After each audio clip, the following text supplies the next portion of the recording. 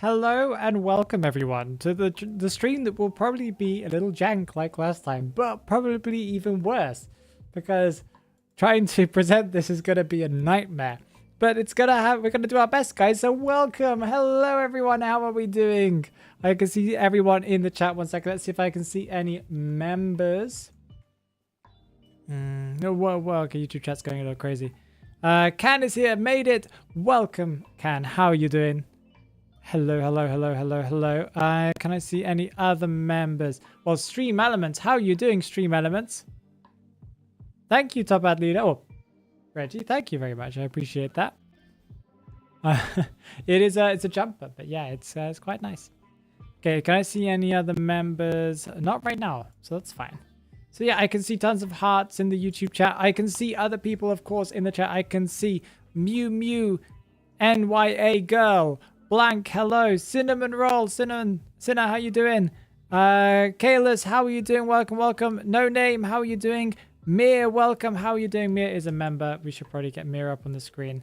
Mir, how are you doing? Welcome. I can see Kaharu in the chat. I think I saw at least before. Mr. K is in the chat. Mr. K, hello. Lynn Nugget, how are you doing? How you Twitch chat? How everyone doing? I think everyone's doing good. Jinko, hello. How are you doing? Welcome. Wait, Jinko is a member. Did I click it? Yeah, there you go. Jinko, hello. How are you doing? Welcome. It's always good to see Jinko here. Am I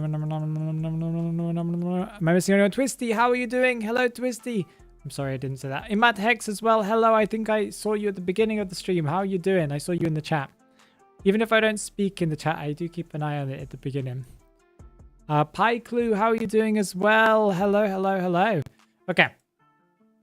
Today we're going to have a little bit of fun with the stream. It's going to be a lot of talking. We're going to be discussing character concepts. I'll explain how I'm going to do this. It's a little jank how we're doing this, but we'll work it out. Are you seeing the new buffs and nerfs? The ones that came out on Thursday? Your local Garfield? We actually tested some of them. If you're talking about the ones that came out on Thursday. If you check my last stream, you can find it on my YouTube channel. If you just scroll down into the live stream playlist, you'll be able to see me playing all of the changes. Well, not all of the changes, the ones that were important. But yeah, what do you think of the adjustments, Garfield? Peanut, how are you doing? I love bullying Hunter with Lawyer. Of course. Minis. Mr. Blueberry, how are you doing? Hello. Don't think I'm missing anybody. Oh, wait. However you pronounce that, sh and then B. How are you doing? Bimatos, hello, how are you doing? JK as well. Will only the winners be featured or everyone and the winners in an extra vid? The winners will be featured today. Technically, in total, Mir did tell me somewhere. I have to go to the Discord for that. Today, we're going to look at 3 survivor concepts and 5 hunter concepts. So that's a decent amount of concepts, in my personal opinion. Maybe I'm wrong about that, but I'm pretty sure I'm right about that. So yeah, I'm gonna do my best to show you guys in a way that is visual. I found a way of doing it without spending my entire day doing it.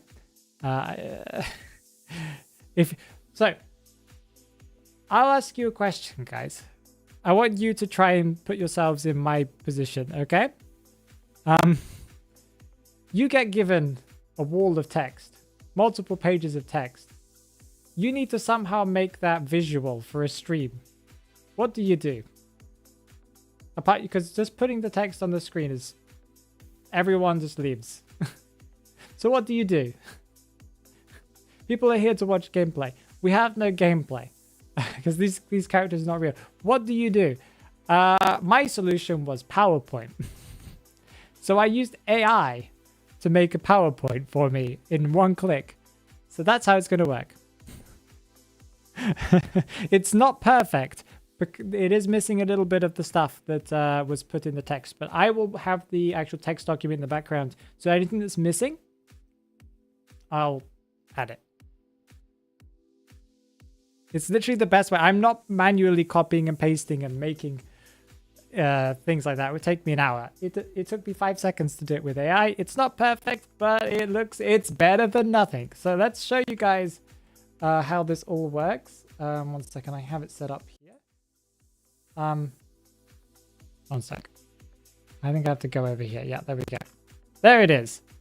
If for some reason the PowerPoint started with Hunter Concept by Mr. K instead of actually being, but that's just because that was the first thing on the sheet. Some of them, no, none of them have images. I can probably copy and paste them over if necessary at some point, but we're going to do it. Plagiarism? How is this plagiarism? What are we talking about? Exactly. Today it saved the day, Can. Today it saved the day. I also have you guys in here, maybe a little bit too big. I just had to put together this little thing as fast as I could. So,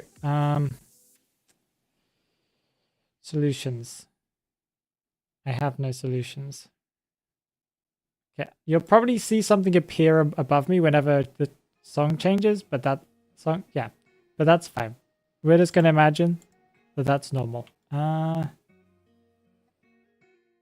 we go. You guys can't read Twitch chat. That's fine. We don't care. It's there. You guys are there for the reactions, okay? So this is, like I said, it's a bit jagged today, but that's completely fine. Also, the formatting is a little bit weird because the formatting in the actual original text file I was sent was a bit hit and miss. So that's why the AI had issues, because each character concept was completely different than the previous one in the way that it was structured. So that's fine. We're going to just go with the flow. So, Mr. K, we're going to be looking at your presentation. Phoenix, you got to introduce your name and what you're presenting about. My name? What do you mean? No, I think it's cool to see that. I think it's cool for the people to see the chat.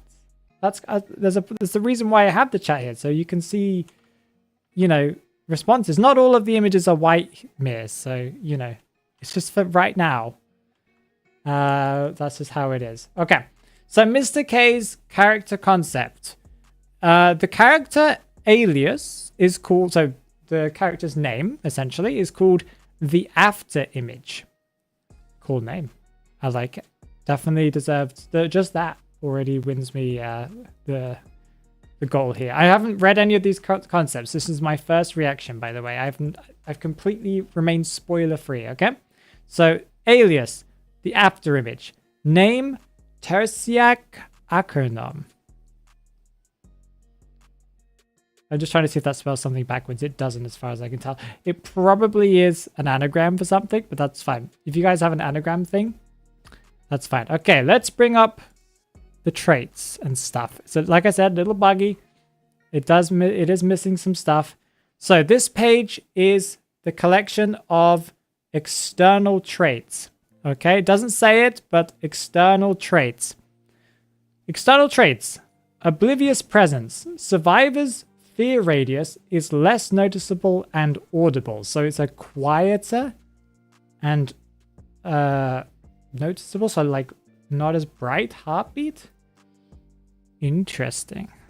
That playing around with the heartbeat is something that the that Identity 5 just doesn't do, and I'm confused as to why they don't do it, because it feels like a really cool concept to mess around with. Not sure. Also, 1 second. Let's also make a poll. Sadly, only on YouTube, because Twitch doesn't let you do that unless you're a member. Blah blah blah blah blah. Engage with the audience. Q&A. No, not Q&A. No, not Q&A. Can we take this one down? Yes, we can. I can't find it. Too many things to click on.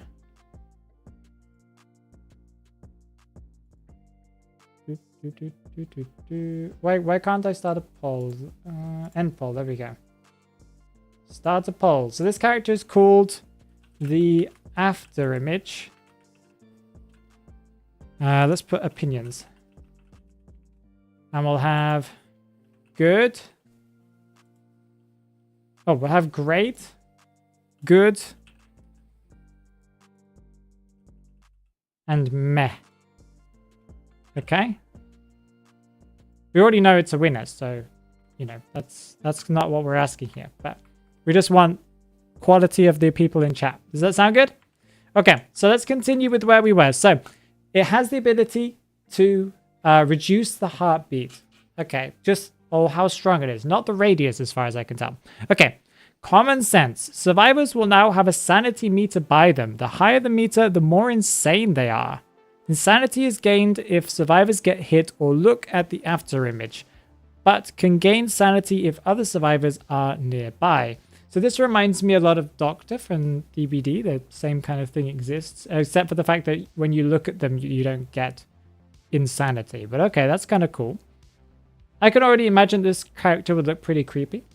Once the meter is 100% for any survivor, that individual survivor is in the insanity state. I guess the insane state, yeah? Which in this state, survivors, while in this state, survivors will see pallets broken, blocked ciphers, and blocked windows. It will see. Does that mean that they are blocked and they don't exist for that character? Or they only see them? The insanity state lasts for 20 seconds and resets the meter once it has ended. 20 seconds might be too long. I guess it depends on the rest of the abilities, Harry. If that's really all that he can do, then that's not very much. That's not very long.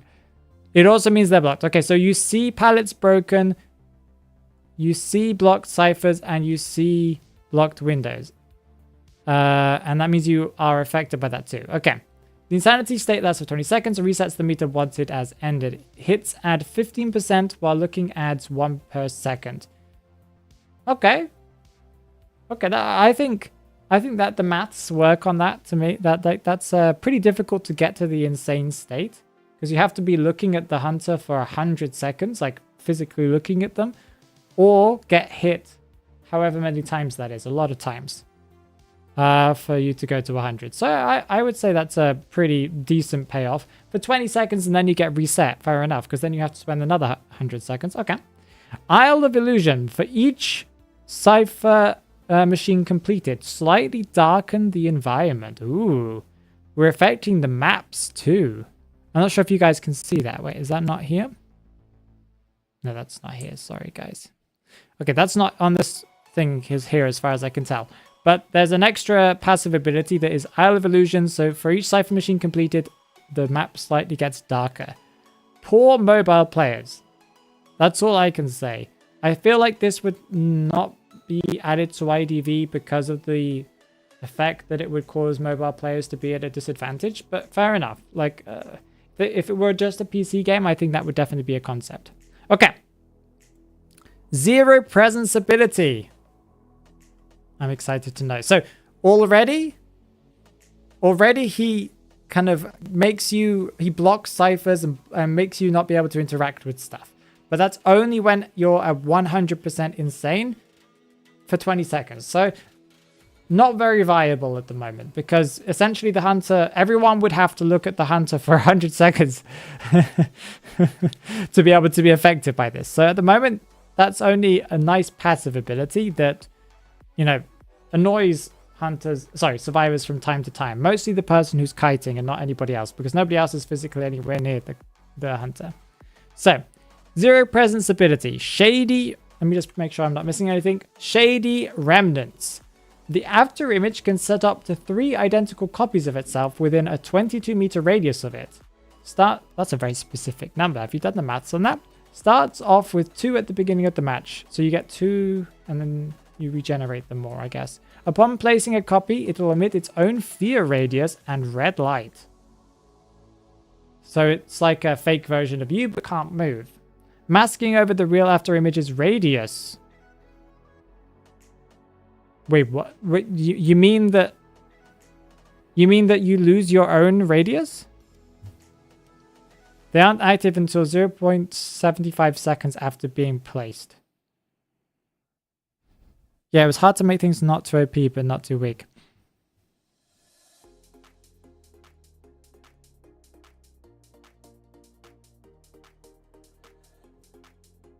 So wait, does that mean that, I'm not sure if that's what you meant, Kay. Did you mean that it replaces your own radius?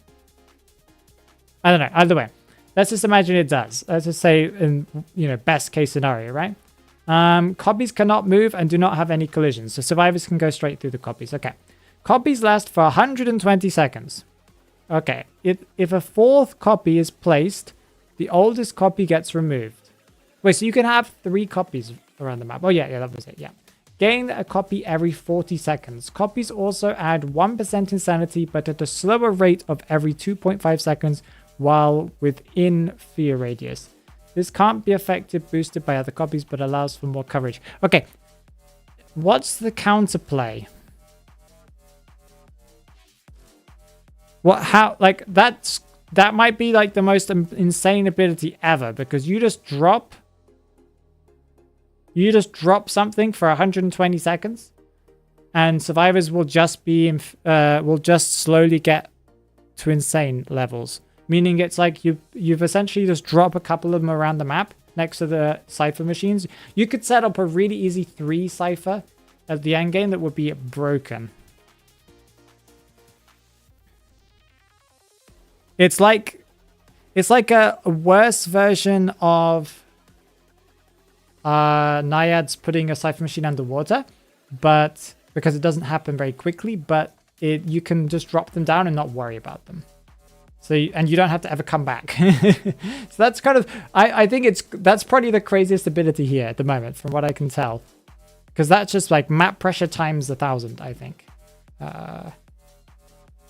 I understand that it needs to give insanity.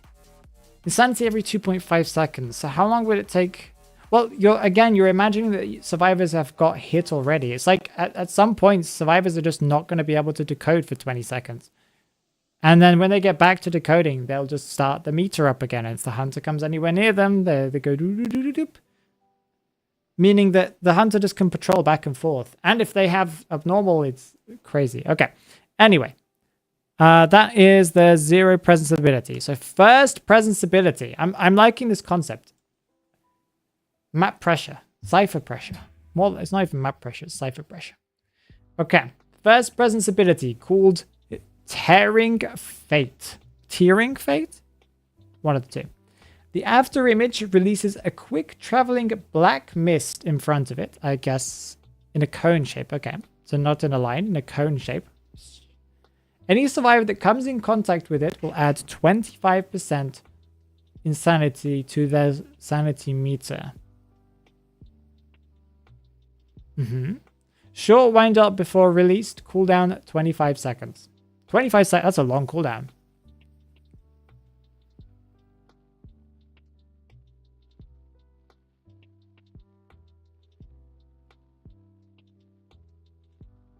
But that adds to the end game is crazy for this hunter. Like end game is insane for this hunter. You could just not do like, let's just imagine the hunter is really careful in making sure that the last 3 cipher machines, so there's 1 cipher machine remaining, right? And the hunter has just spent the entire match making sure that those closest 3 cipher machines have not been touched. He doesn't chair survivors. He doesn't do anything. Okay. All he does is he goes and he pushes people off of those 3 cipher machines that he wants. He hits them to get his presence, and he gets the full presence. He drops 3 after images that survivors, as far as I can tell, can't react to. I'm not sure if that's the case, but they just can't react to them. They're just there, passively increasing your insanity meter. He goes around, bonks a couple of people for 15% and more because they're looking at the hunter. They need to see it coming, right? And he also hits them every now and then with Tearing Fate that just increases their thing by 25.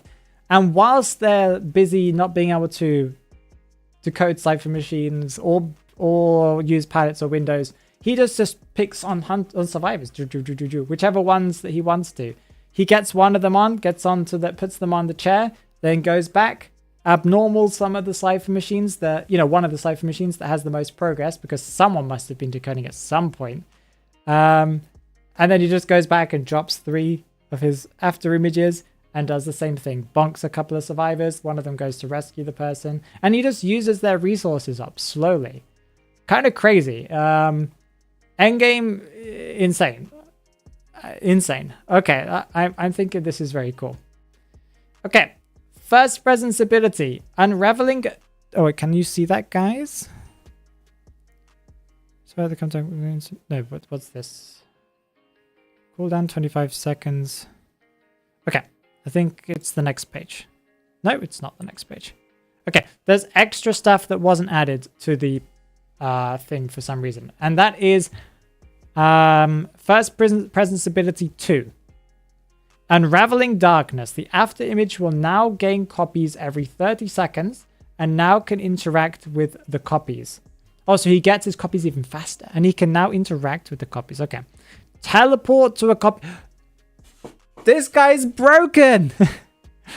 I didn't even know he could teleport to the... Dude, this guy, endgame is impossible. Literally, as far as I can tell. Unless I know that in IDV you get accelerated decoding. That would slightly work against him, but this is crazy. So, choice. The copy selected will show an animation. Will have no audio cue. No audio cue. Oh, wow. So they could be like dropped on by anyone. The copy is removed once the action is done. Upon arriving, the after image releases an AoE of dark mist that adds 20% insanity. It's not even a teleport. It's a teleport and you get 20% more insane. This is broken. This is like no cipher machines for anyone. I could see this being matches being longer than like hermit matches, like much longer. The copy you will... Okay, expel. The copy you select will explode, removing the copy. Oh, and release black fog that covers a wide area, blocking vision for survivors. Survivors in it won't be able to see anything outside a 20-meter radius around them. The after image is not affected by this if they are in it. That's probably better. That's not very good for endgame, but that's good for using up survivor resources in the beginning, if you can get to that before they have the last one cipher. He doesn't seem to be very good early game, unless he has presence, right? He's a little slow. That might be his only issue, is he doesn't have proper chase. Can he get to the end game and have full presence? He would be a hunter where you 100%, he's like more than Hellenberg. You need to have insolence. Because if you don't get to full presence, you lose. Yeah.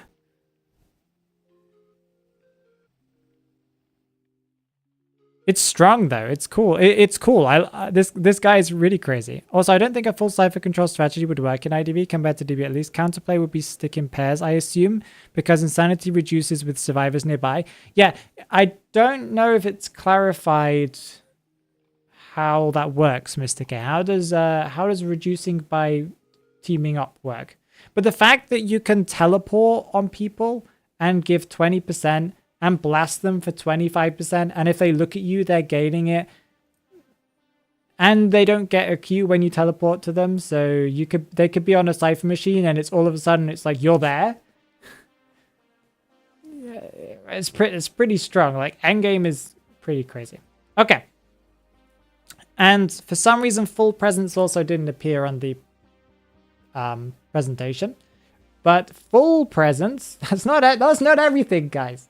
Full presence, final grasp. Once active, the after image will now have black fog around it. 22-meter radius, slowing down any survivor within it. Duration 7 seconds. Whoa! Whoa, whoa, whoa, whoa, whoa. So now they can't even kite you. Well, they can. But slow down a little bit. I guess it would be like a minor slowdown, probably like a couple of percent, right? Like 2-3%. This is cool. This hunter is cool. I can really see this concept working as a hunter. I think the numbers would need to be toned down a little bit, but I do think the concept is very, very cool. Having a hunter whose whole concept is building up a meter to slow matches down is kind of cool. I think that's a cool concept. But again, he's heavily dependent on just how lucky he is during that match, I think. Like how his early game was, how his mid game was. Because if survivors are just have all of their tools by end game, you have a much lower chance of winning. But I could see this working. We have an art piece. Oh, 1 second. How am I gonna show you? Nope. No, exit full screen. Nope. How does one leave end show?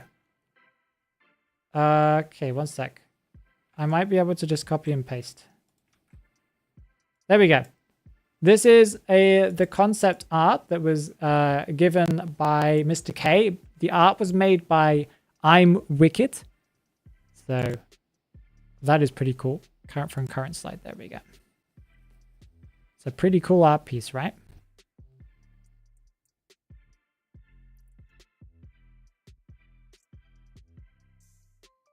Mr. K, I love the concept. I love the concept. I think it's really, really strong, and I think it could definitely be made into something that would be balanced. Like, of course, you didn't have someone else to kind of bounce kind of stats off of, right? Or viability of it. I love the concept. I think your abilities make sense. I think some things are OP. It would probably be meta, or maybe people wouldn't make it into meta because they would want, well, again, rank is an issue, right? Because people haven't got time for 20-minute matches, but I definitely think it's a cool concept. Okay. The next hunter concept is Cube. Yeah, as you guys can see, hunter concept by Cuban Panda. Click the link. Well, how am I supposed to click a link, guys? I can't show a link. Can I? Unless it's... Oh, 1 sec. Let me just see what's in the link. Is it a presentation? Oh, it's a presentation! Okay, 1 second. We can... Okay, I'll work this out. I will work this out, guys. And presentation down here. And let's go out of this. And let's do this. Now, this is how I like hunter presentations. This is good. Well done, Cuban Panda. Thank you for thinking about me as streamers. You are amazing. How can we present it? Slideshow. For this, we will hide YouTube chat and Twitch chat a little bit. And I will also put our... Okay, I love how people think after image was great and good. That's awesome. The second concept was a link on the Word document. Yeah, I got it, Mia. I've got the document open. That's what I'm reading from. Just so I don't miss anything. Start a poll. Okay, this hunter concept is called the banshee. Ooh, I'm interested. I'm interested. I love reading your concepts, guys. It's good. And I also love the theory craft. So I'm like, how good would this be? You know, again, I don't know everything, but I have a good idea. Okay. So, the Banshee. Real name, Abigail Atkinson. Backstory. Abigail was a pale young woman who was the daughter of a rich family. Although ever since she was a child, her life had been plagued by misfortune. Everywhere she went, horrible events would soon follow. People began to believe that she was the reason all of these horrid events would take place. She and her family became the target of harassment by the people of the city. Abigail would often cry because of the hate her family received because of her. Eventually, the plague of misfortune she seemed to carry took its final toll. In an attempt to rid the city of Abigail, her home was lit ablaze during the night. Abigail escaped the inferno covered in burns. Upon seeing her home set ablaze and knowing she lost her family, Abigail let out a scream of pure hatred. Okay, that's where we get into the banshee thing. And sadness. Abigail's burns eventually became severely infected, and she vowed to get vengeance in this life or the next. Ooh, okay, I'm getting the vibe here. I like it. External traits. The banshee's cry. So external traits are passive traits. That's interesting, I think. I can't remember my Identity 5 terminology. The banshee cry, the banshee's misfortune, and calming voice. That's why they need to use me as a voice act. Okay, banshee's cry is literally just the third presence is just me talking. Cypher machines go a little faster. Banshee's cry. Trait description. Abigail cries throughout the match, and every 30 seconds, Abigail will let out a scream that will cause a calibration to appear for all survivors. Okay, I like that concept. That's kind of cool. A map-wide effect. Very cool. If a survivor fails the calibration, they will scream and notify the hunter. Furthermore, the survivor's misfortune level will increase by 1. Okay, so we have a level, a meter that we need to be aware of. Okay, that's interesting. If a survivor fails a calibration, they will scream. Okay, okay. I'm just trying to memorize this so I can, when we move on to future stuff. Whoa, oh, whoa, whoa, that's a lot of information. Every 30 seconds, yeah. Who made a character based on... You have to ask the people who won, of course. Also, side note, Mr. K's concept lost a few points of balance, but made it up with the creativity score, and since everyone loved the design, so people seem to agree that it's def on the more powerful side. It needs to get tanned a bit. Essentially, yeah. Okay. Banshee's misfortune. Trait description. Every time a survivor fails a calibration caused by the Banshee's cry, that happens every 30 seconds, or horrifying sound, that must be an ability they have later on, they will gain a level of misfortune. Increased by 1. Okay, so it's 1 plus 1? Or just 1. I would assume that's 1 and possibly 1 if you get horrifying sound. Okay. Levels of misfortune cannot stack with other levels of misfortune. Okay. The survivor's outline will appear for 3 seconds if they have 1 stack. For 3, okay. The survivor's outline will appear for 5 seconds. 2 stacks. And they receive a 10% decoding debuff for 20 seconds. For 20 seconds. Okay, I guess we need to find out how they lose these stacks. Okay. Level 3. The survivor's location is revealed for 7 seconds. They receive a 20% debuff, decoding debuff for 25 seconds, and their movement speed will be reduced by 3. So we're already sitting at how many seconds into the match? 90, right? 90 seconds into the match, they have level 3, unless something else. Yes, am I correct about that? 30, 60, 90, yeah. The survivor's location, level 4, is revealed for 9 seconds. Their decoding speed is reduced by 25% for 30 seconds. Their movement speed is reduced by 5%, and Abigail's speed will permanently be increased by 3. Oh, so they don't lose stacks then. It's just you're reaching kind of milestones. Okay. So it's like 30 seconds into the match, nothing happens. You get revealed. 60 seconds into the match, you get a debuff of 10% that lasts 20 seconds, and you get revealed. And then that runs out. 90 seconds, you get a 20% debuff for 25 seconds and get revealed. And your movement speed slowed down for 25 seconds. 120 seconds into the match. So that's 2 minutes into the match already.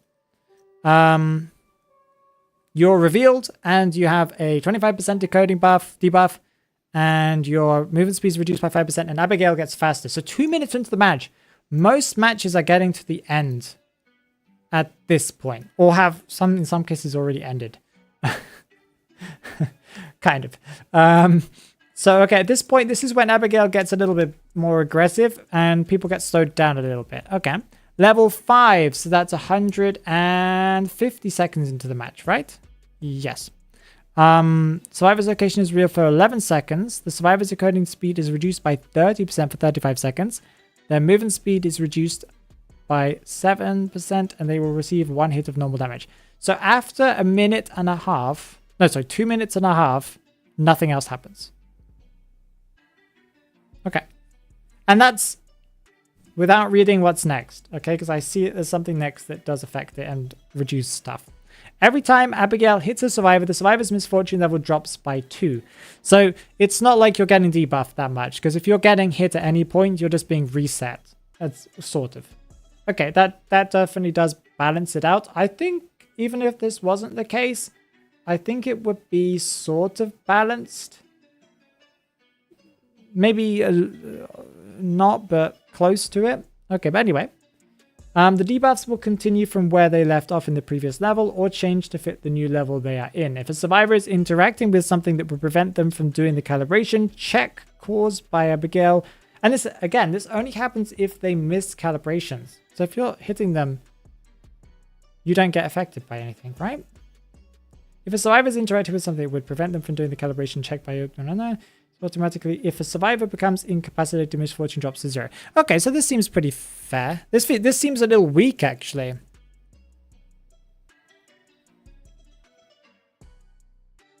Get down, you won't have any level. Well, also, Haru's just hit the calibrations. Because you only get one level. You get a level for every calibration you miss every 30 seconds. So every 30 seconds, they give you a calibration. Right? Yeah. So every 30 seconds, you get a difficult calibration. If you hit it, nothing happens to you. You don't gain a stack. So this feels a little weak. And we are talking about passives, okay? So this is none of her actual physical abilities. This is something that happens every 30 seconds. But you could just spend the entire match without even seeing any of these effects. And even if you gained 1 stack, you could just be reduced by getting hit. So this is pretty weak at the moment, I would say. This would only be good against beginners, I think. Or people with bad ping. And even if you did get to level 5, you might be the only person who does. Yeah, it's not too oppressive. This is pretty relaxing. Even if you get affected by this, it doesn't really matter too much. Okay. Other external trait. A calming voice is all that is needed to bring one to their senses. Once a survivor has entered the 3rd level of misfortune, okay, so that's would have to be minimum 1.5 minutes into the match, another survivor can calm them down by speaking to them. Calming down a survivor lowers their misfortune level. Wow, okay. So, okay, the passive effect is kind of... It's there, but it doesn't do anything. There are too many ways to reduce it and to not get it. It's there, and it's like a thing. It's like a mini game that survivors can do. It's cool though. I like the concept. It's a little complicated, but I like the concept.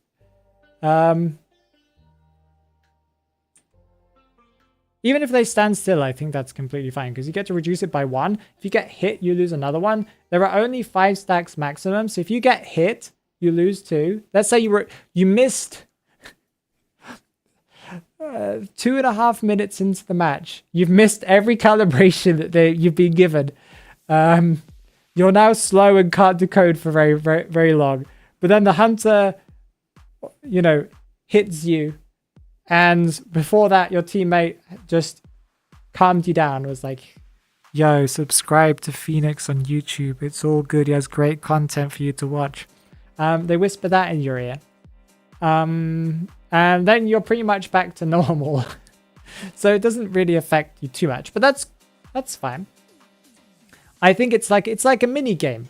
It's like something for you to do apart from doing Cypher Machines. So I think that's kind of fun. Abilities, okay. Skill abilities. They have 3 abilities. I'm assuming 0 presence, first presence, last presence. Ethereal body, horrifying sound gives you 1 stack.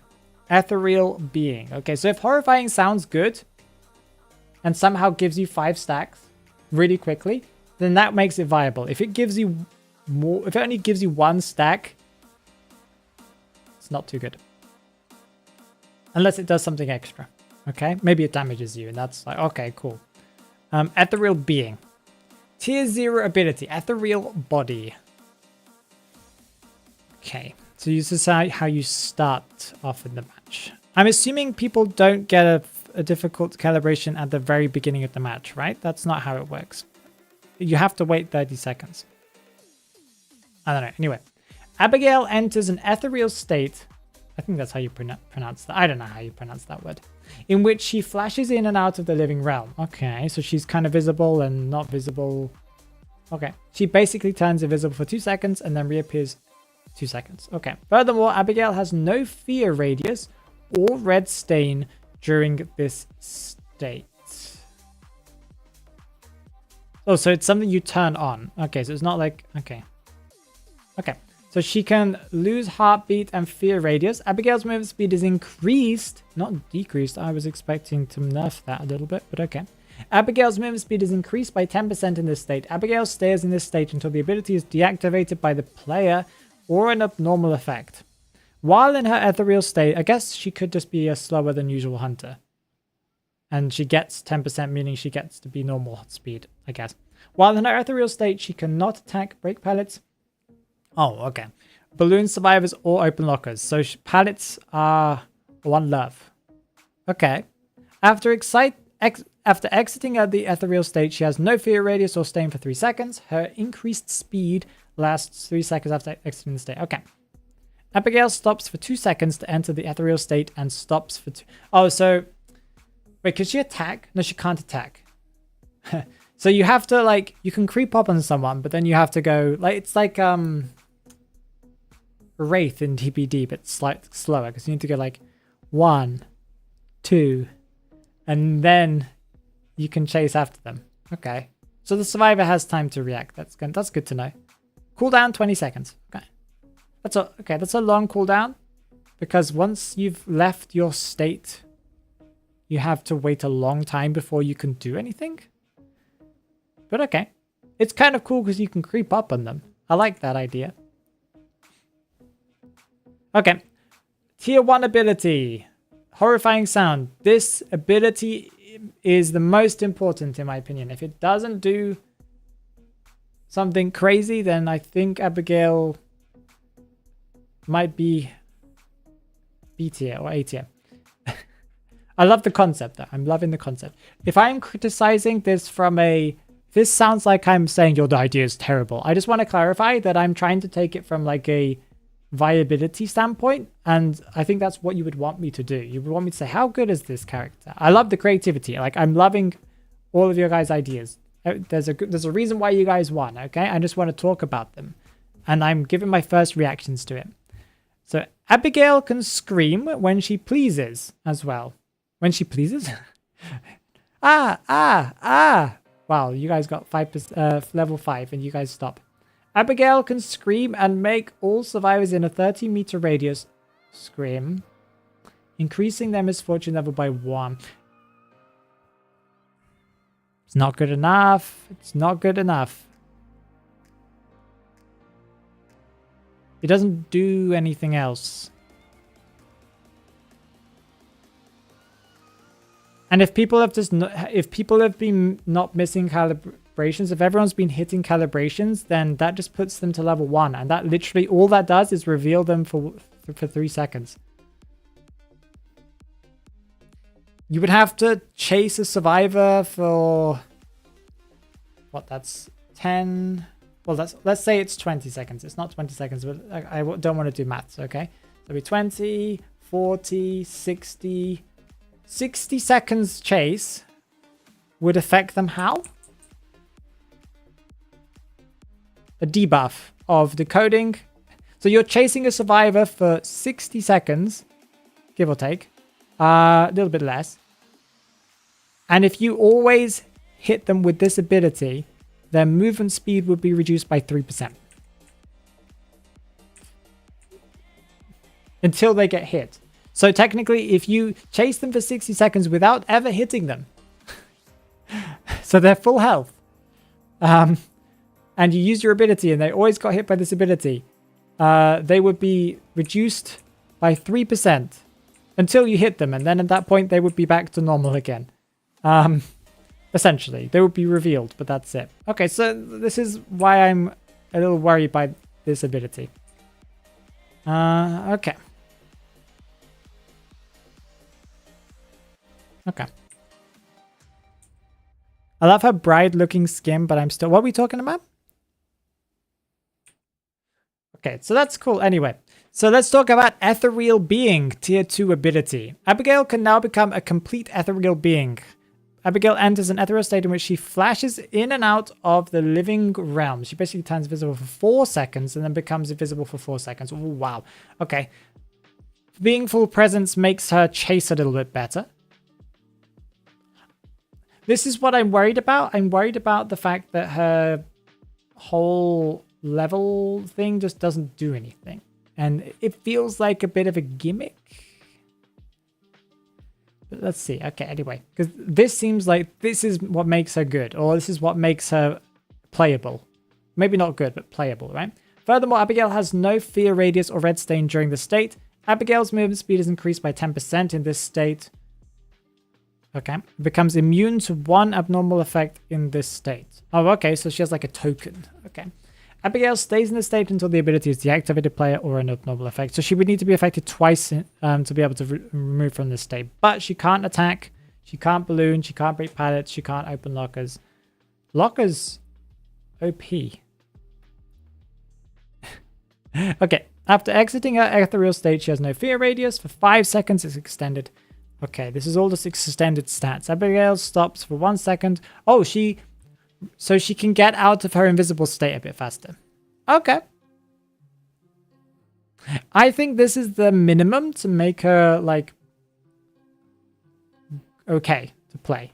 I like the idea of how everyone is getting kind of mini-game stuff. They have to, like, occasionally go up to other survivors to kind of calm each other down.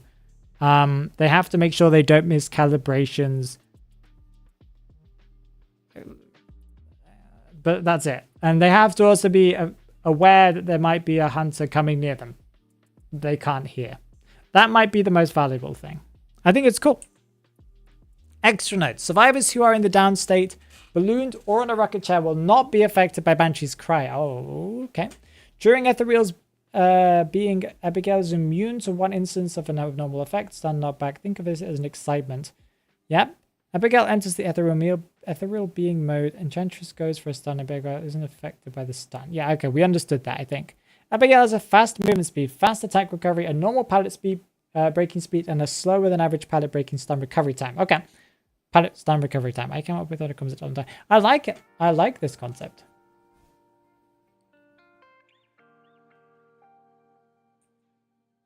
That's it. Okay, cool. So what are your thoughts, guys? Let me see in chat what you guys think. Yeah, the thing is you're not meant to use this for Cypher slowdown. Yes, but the problem is that it's not... The scream is passive and just happens how it is. But the first presence ability is, if I remember correctly, is your scream, right?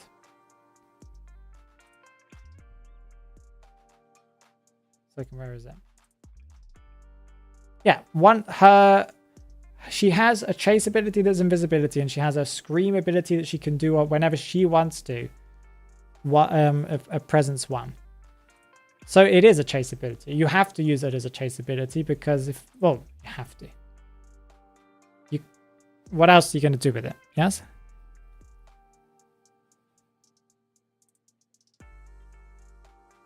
Yeah, artwork is just optional. There was no artwork. I love the concept though. I think with some tweaking, it could be cool. Well, it's like could be viable if that's what I meant to say. Not cool. It is cool. Okay, next concept. Is it broken? Okay, that was weird. Okay, next concept is, where's my document with my text? Did it close itself? It did. Or did it? No, it didn't. Okay, I found it. I found it. I'm smart. The next concept is a concept by Reginald. And this character is called Arthur Russell. Occupation, Investigator. So it's the Investigator or Investigator. Type is a decoding and container. So we have a survivor. Okay. So we've had the after image as a hunter, whose whole concept was giving an insanity meter that would eventually, once people got to 100%, kind of hinder survivors from doing anything. And then we had the banshee that had the ability to scream map wide and then give survivors stacks of, I forgot what they were called, but like fear, that would occasionally hinder their decoding and movement speed if they got too many stacks, where they had to interact with each other to go and, you know, remove their stacks. I think it's kind of cool. So, survivor concept. We've got Investigator. So, traits. Yeah, you guys can see it as well. Traits. Awareness. Being aware of his surroundings is important. He can see his own trail and the one of other survivors. So he can see his scratch marks. Okay, I guess that's what that means. Focus. Being focused on a lot of things at the same time isn't easy for Arthur. His terror radius is reduced, giving the hunter an easier time to sneak up on him. Okay, so he's got like a prisoner nerf ability. Okay, passive. And then courage. For someone like him, it takes a lot to strike fear into him. If he gets injured, he will not give the tinnitus trait to the hunter, but even if he hides his fears, crows can smell them from afar and will be triggered twice as fast. I don't understand. Well, I understand, but I don't know.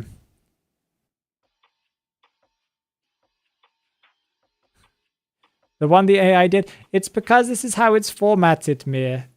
Like, if it was formatted, if every character ability was formatted with points and stuff, it would be able to detect it. But it just couldn't detect it because everything's explained differently. But it's fine, you know. What can you say? I wouldn't know how to format this either, to be honest. Okay. Next. Yeah, okay. Next page. Control. If courage is activated, he will also take extra precautions. He will be able to not activate the cipher animation if he is decoding alone. Prisoner's connection will trigger cipher animation. I don't know what that means, but he will get a 10% speed reduction on decoding since he is being careful. This perk will cancel curiosity. He will get a 10% speed reduction on decoding when he's being careful. Oh, so he can get rid of the wiggle? Is that what we're saying? He can stop wiggling the cipher machine. Okay, that's a cool concept. If that's what I understood, if I understood that correctly. Okay,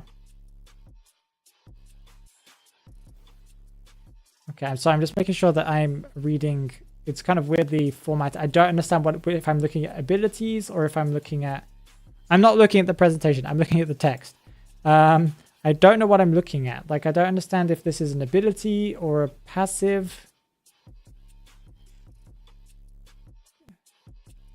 Okay, 1 second. Control if courage is activated. No, we just read that one. Okay, curiosity. You know what they say. Curiosity killed the cat, and this rule applies to Arthur as well. He will trigger more calibrations. He has so many passive effects. He will trigger more calibrations. Faster and harder to hit. This perk gets cancelled if control is activated. Okay. Wait, so control is an activated ability? Oh. So he can activate... This is not a passive. So he can activate an ability that will make it so that the cipher machine don't wiggle. But he will lose decoding. He'll lose his 10% decoding. Or, if he doesn't activate this ability, he actually gets more calibrations. It's actually better. You probably don't want to use control if possible, because you'll get more calibrations. They are more difficult to hit, but if you're good at calibrations, you just decode faster. Okay. Critical thinking. Arthur is here to help, and for every badge, rescue master, terrain master, containing master, decoding master, and healing master, he'll get a 15% increase on decoding, but it will only stack twice, maximum of 30%. How difficult, guys, is it to get rescue master, terrain master, containing master, decoding master, and healing master? Quite hard, right? How do I send clips? Sissy, what do you want to send clips of? You want to send it for the Identity 5, This Week in Identity 5 videos, or what are you trying to send clips for?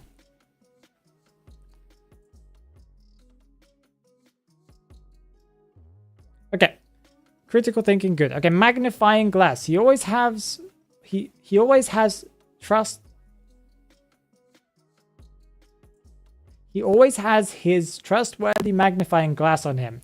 This tool can help him study map elements, cipher machines, decoding speed, pallets, pallet dropping speed, windows, vaulting speed, gates, gate opening speed, rocket chairs, rescue speed, chairs, chest opening speed, and characters, survivors, healing speed, and hunter running speed. You can also zoom with the magnifying glass, but while zooming, you cannot move. Okay, so you're holding a magnifying glass and you can see stats?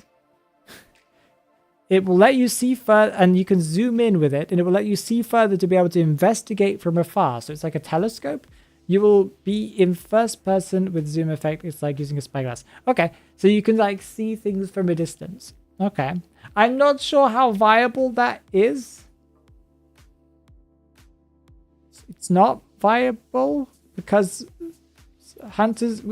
information in Identity 5 is for survivors is not that valuable because we already have pinging and you can see across the map anyway. You don't need... like if you see a hunter on the other side of the map, it doesn't actually affect you in any way. You know, it's more valuable in a kite. Not distance. Okay, anyway, investigate. For every aspect he will investigate with the magnifying glass. Okay, so everything he looks at with it. He will get a bonus of 5% that he can get twice. If he uses the magnifying glass again, he will remove the first one he got to add the newest one. It takes 10 seconds to investigate something and you cannot stop in the middle of an investigation. If you do it, it will restart for 10 seconds, but it will not trigger the cooldown and has a 20-second cooldown. I don't understand.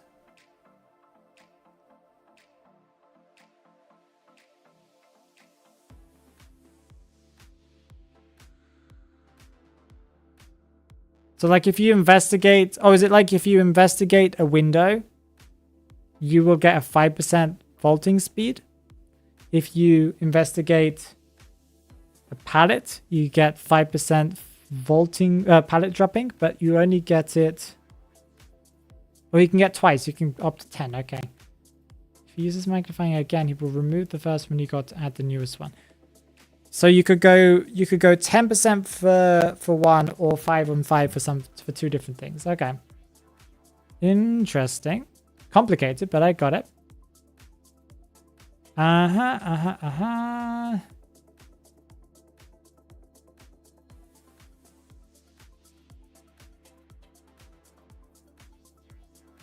there's a lot of there's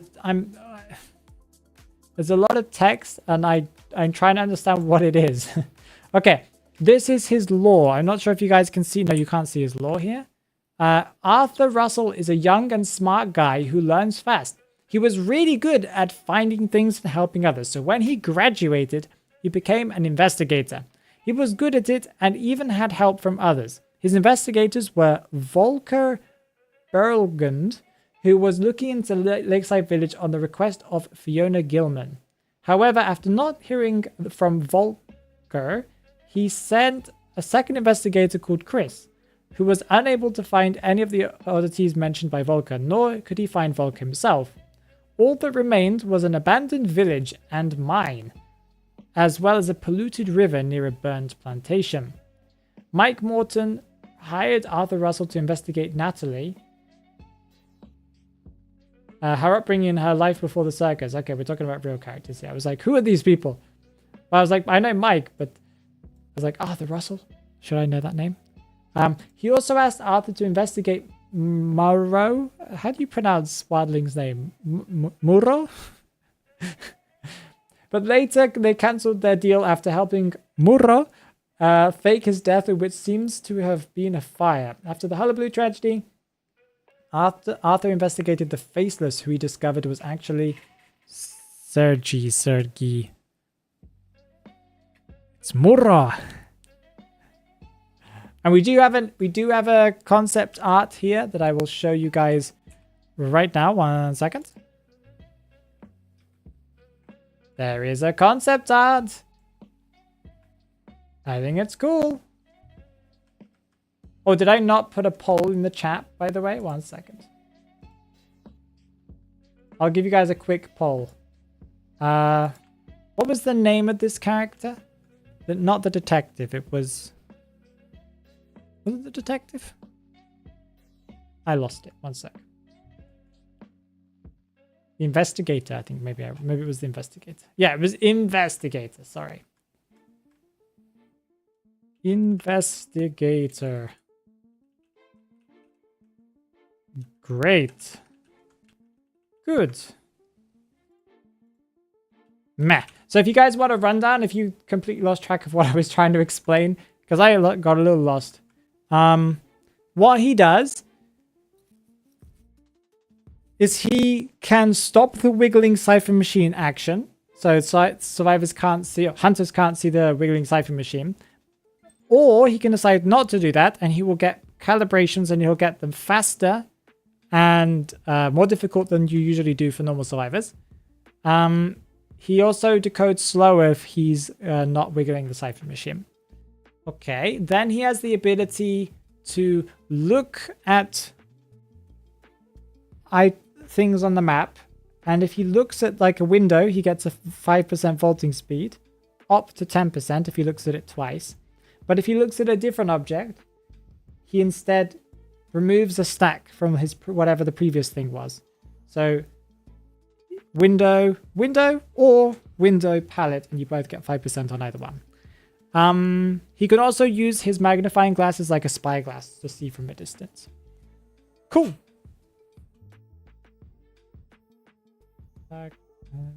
Badges. Oh yeah, and he also gets a sorry, I forgot that. And he also gets a 15% increase in decoding, up to 30% for every high level achievement he gets in a match. Yeah.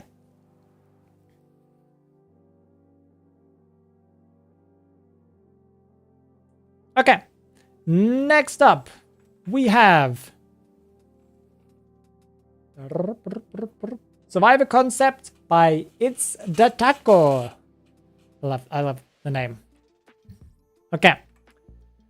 Ryan Houston, known as the Construction Worker. Roles as a container and a support, so it's another survivor. Cool.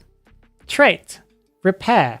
5 charges, duration 12 seconds, no cooldown. Okay.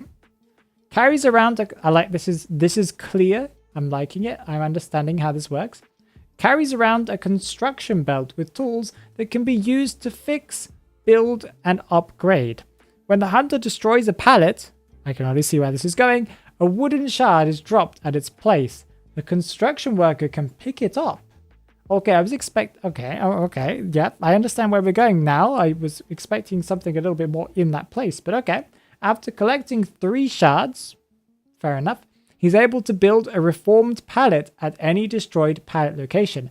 Okay, this is safe. I like this. This is a safe ability. It's already not broken, but also not weak, because being able to like craft a pallet,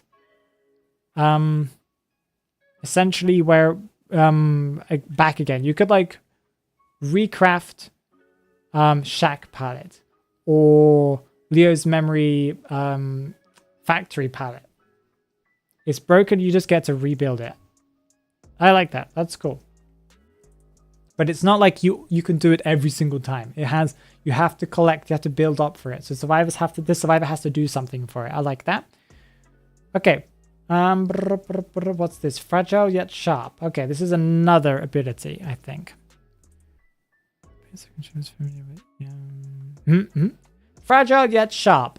A next ability. A reformed pallet is weaker than a normal pallet. The hunter is able to break it 20% faster. Okay. I understand where you're coming from. But it is also upgraded when the hunter is hit by so it's weaker but it's upgraded, okay? When the hunter is hit by the reformed pallet, the recovery speed is reduced by 20%. Yeah, calling it fragile makes sense. Yeah, fragile yet sharp. So they get stunned for longer if they get hit by the pallet, but the hunter breaks the pallet faster. Okay. Reformed pallets won't drop a shard. That makes sense. It's the taco. You've thought this through very, very well. I like that. This feels kind of cool. Okay. Okay, this one just went... Okay, whatever. I'm going to just read it from here because I think the AI didn't even read the next part because I think the formatting is a little weird. I understand it, but the formatting is a little weird. Experience. The construction worker is familiar with lifting heavy objects in his daily life. Whenever there's a dropped pallet, the construction worker can pick up and reset the pallet. Okay, I like that into its original position. Okay, I like this. This is fun. So if the hunter breaks a pallet, you can go and collect 1 shard. And if you collect 3, you can rebuild a pallet that's been broken anywhere on the map. I like that. The pallet that gets rebuilt can be broken easier by the hunter, but it will also stun longer if the hunter gets hit by it. So that's a really cool concept. I love that. It's simple, but cool. And if the hunter doesn't break any pallets or doesn't break the pallet that you're kind of, that's down, you can go and pick it up anyway. So they can't work their way around it. There's always something you can do. Cooldown 120 seconds. Okay, that's fine. Yeah, that makes sense. It takes 4 seconds to pick it up. That's probably fine. Oh, that's cool. I love this concept. This is a really good concept. One sec, let me drink some water. Oh, Blank, when will this come back again? Unsure. This is our first time doing this kind of thing. Maybe we can make it as something that happens a little bit more often. We are going to be making the channel where people submitted this into more of a thing that's just going to be there. So you can just upload them anyway, not for a competition. You can just upload your concepts for people to read. So make sure you're part of the Discord server anyway. Okay. Trait. Attentive. The construction worker is always aware of his surroundings and is able to keep his calm amidst the chaos. Displays vaults, pallets, and shards within 80 meters. Ooh, okay. Ooh, okay. Okay. Also, when in chase, his vault speed and pallet dropping speed are increased by 10%. Okay. Having some type of pallet dropping speed buff makes sense. Okay. What was the character's name? The construction worker. I feel like he should have been called the carpenter. I don't know why. That just feels more IDV-ish. They go for a little bit more of an obscure job. More specific. Trait, not the shot. So this is a passive. So he just vaults faster, pallet drops faster, and he can see pallets and windows and stuff like that through walls. He can just see them. That's really cool. Trait, not the sharpest tool in the shed. I love that name. That's a great trait name. Spending all his time on construction site, the construction worker is very unfamiliar with any kinds of technology. Decoding speed is decreased by 10% and gate opening speed is decreased by 20%. Okay.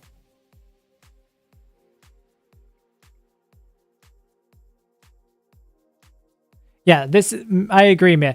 This concept is very clean, simple to understand, but lets your imagination go a little wild. I love that. I love that. Okay, so let's put that for you guys to vote. The construction worker. No, that's a Q&A. Poll.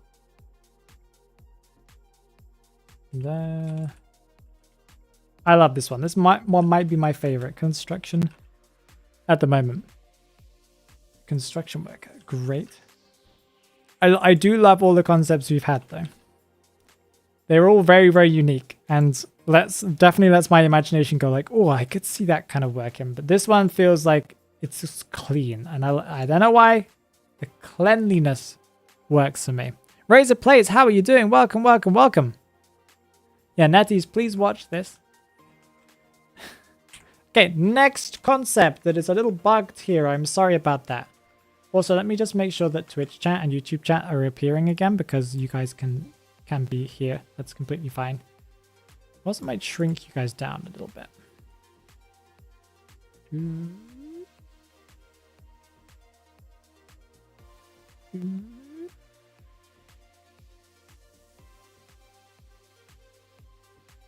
Ah.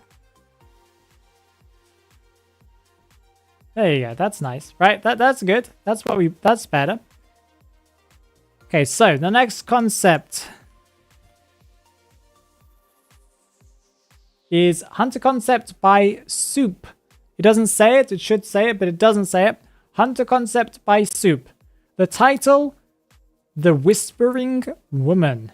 Name, Julia Fleurston. Fleurston. Julia Fleurston. Or Julia Fleurston, because she's probably foreign. External trait 1. Cries of a tortured soul. Oh. Oh. This is called Fleurston, is German for whisper. Okay. Mia, did I pronounce it correctly? I bet I did. You don't even need to tell me. I already know the answer. Instead of a heartbeat, the way to tell the whispering woman is nearby is by whispering. And humming getting progressively louder and louder. Okay, so no heartbeat, but she has a lullaby. Okay. Being in the Whispering Woman's terror radius for 25 seconds gives the survivor 1 stack of torture. What is it with people giving stacks of insanity or torture or pain? Okay. Visual heartbeat on your character will still show unless the Whispering Woman is in phantom state. Oh, so there is a heartbeat. Okay. It only shows if the Whispering Woman is in phantom state. Okay. Okay. Okay. Okay. External trait. That was external trait 1. Okay. External trait 2. I don't know where it grabbed that extra bit of information on the screen here, but okay. External trait 2. Torturous tinnitus. 1 stack of tortures decreases decoding speed by 50. What? Everyone's got the same ideas. Just slowing down decoding by adding stacks. Okay, so 1 stack of tortures decreases decoding speed by 15%. 2 stacks of torture decreases decoding by 15% and decreases vaulting speed by 10. 3 stacks of torture decreases decoding speed by 15%, decreases vaulting speed by 10%, and decreases movement speed by 5%. Okay, so okay. Okay. I'm assuming that doesn't mean that they get 15 plus 15 plus 15. It just seems to be 15. So you'll always decode 15% slower, but you will just gain other passive effects. Okay. This seems more fair than some of the previous hunters that we've had. I think that's the best way of saying it. Okay. External trait 3, Phantasm. Being in the Phantasm state increases movement speed by 15%. Very similar to our other one. And terror radius can be felt all across the map. Oh. Whispers and humming will be the loudest they can while in this state. The hunter's red stain will not appear in this state as well. Visual heartbeat on survivor will not be shown while the whispering woman is in the state. Okay. So it's no heartbeat, but really loud humming. Okay. And faster movement. Okay. Presence. So this is okay. Presence level 0 talent. Can I? This okay. I think we're looking. Oh, 1 second. Oh, there you go. Sorry, this is here. External trait 2, torturous tinnitus. There you go. That's tinnitus, and that's the movement speed thing. And presence level 0. Okay. Presence level 0. Haunting of beauty. No. I can imagine a lot of you in chat, plus me, we are hauntingly beautiful. Let out a horrifying scream. Am I reading the banshee? Let out a horrifying scream that gives any survivor in your terror radius 1 stack of torture, or insanity, or whatever the other one was called, and applies the phantom state to the whispering woman. Oh, so when you scream, you go into phantom state and you apply torture. Okay. Phantom lasts for 8 seconds, 1 use. Okay. So Phantom, okay. This character, the whispering woman, seems like a more balanced version of, maybe not a more balanced, a weaker version of the banshee from what we're looking at right now. I already told you guys that the banshee wasn't like crazy, but like this seems like an even more balanced version of it. Like her strengths are like brought down and her weaknesses are brought down. So it's like okay, this is interesting though. I'm liking the concept at the moment. I can imagine that the other presence abilities are going to be stronger though. Okay, next up. Presence 1. Wherever Presence 1 is. Presence 1 might be somewhere on the screen right now. It could not be. I can't tell. Presence 1, Dazing Screech. Let out a scream that deafens survivors in a 30 meter radius, making their gameplay completely silent, other than the whispers and humming from the whispering woman. Oh, that's a cool effect. That's just cool for like a immersive kind of, information. Survivors are deafened for 7 seconds. Nearby survivors in a 15 meter radius are dazed and cannot vault, pull pallets, or use abilities for 4 seconds. Okay, so it's like disabled. They're like disabled for 4 seconds. 4 seconds. I guess it's a chase ability, so okay. All survivors affected by this talent receive 1 stack of torture. Presence level 2 ability, Wandering Presence. Using this ability, the Whispering Woman may mark any survivor no matter how far, as long as they have 3 stacks of torture. Marked survivors are marked for 25 seconds. The Whispering Woman's terror radius is transferred over to the marked survivor, and all survivors nearby in a 20 meter radius gain a stack of torture. The marked survivor's audio is deafened for 15 seconds after being marked. The marked survivor cannot mend stacks of torture while marked. The Whispering Woman's terror radius disappears for 25 seconds after activating this ability. Applies Phantom to the Whispering Woman for 10 seconds. Okay, so it means you can transfer, you can selectively scare people, and that's kind of fun.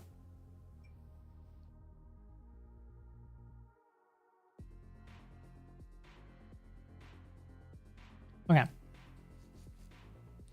Presence level 2 ability, second ability. So that was Wandering Presence. Now we have Phantom Strike. Using this ability allows the Whispering Woman to dash quickly to the nearest pallet, window, survivor, or Cypher machine in the 15 meter radius. Cannot dash to survivors with 2 or more stacks. Okay, or ciphers that are being worked on. Okay, so you can't dash towards a worked on Cypher machine. Applies Phantom to Whispering Woman for 5 seconds. Oh. So she can dash to things, like to specific objects. So she can dash to specific objects and survivors as long as they haven't got too many stacks. And then she goes into 15% movement speed increase. That's okay. I can see how you would play her. She feels,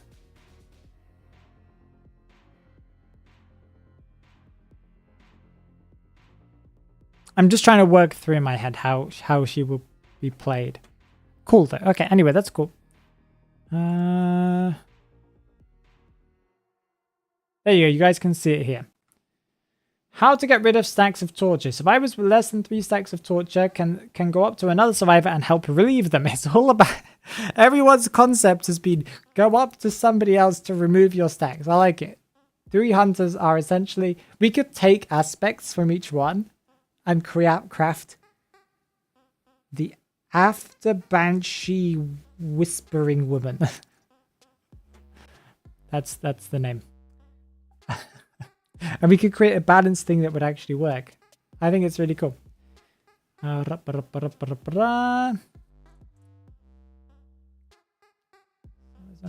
Okay, so survivors less than 3 stacks can then go up to each other, similar to Dream Witch's Curse. 1 stack of torture takes 10 seconds to mend, 2 stacks takes 20 seconds, 3 stacks takes 30 seconds to mend. Okay. Craft the ultimate hunter.